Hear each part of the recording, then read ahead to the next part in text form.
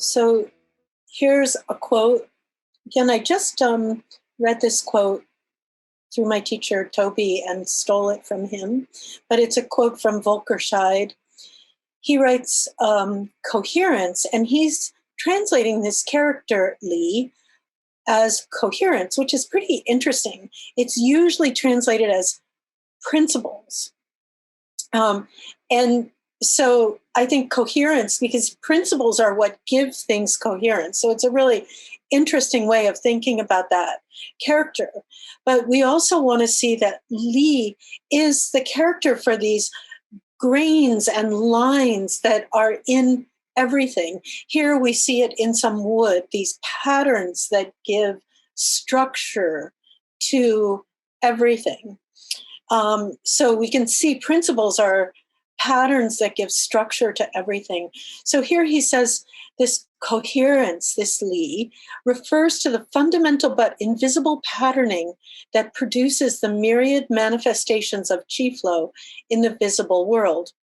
So look at this yin-yang pair, invisible and visible, that the patterns that we're looking for are often invisible. And what we'll learn as we go along is that what we're learning to see is the invisible that is running things behind the visible. You know, it's almost like, like if you have a program on a computer, your word processing program, and all the settings are set to something, and it's running what shows up on the page, this invisible realm that ends up being visible as the person.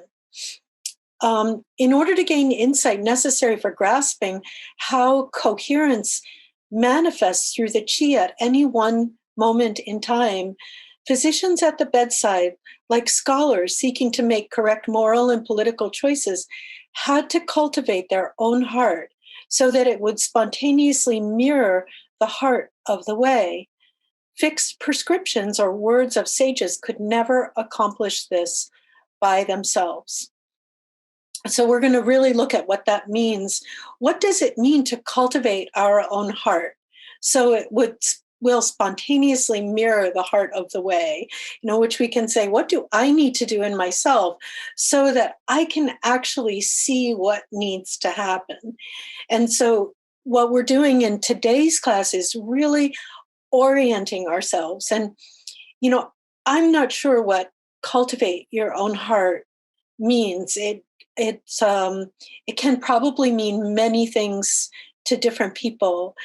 What I'm going to be talking about today, about what that means, is to cultivate the place from which we view life, our orientation. Where are we oriented? Because we have to be oriented properly in order to see what's going on properly.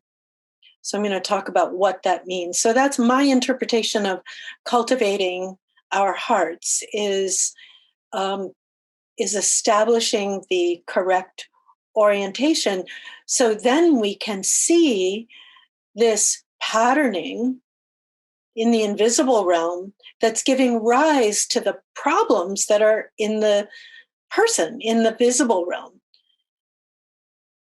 So, in Western medicine, we're often treating the visible realm and trying to manipulate the visible realm without seeing the patterning that's giving rise to the problem.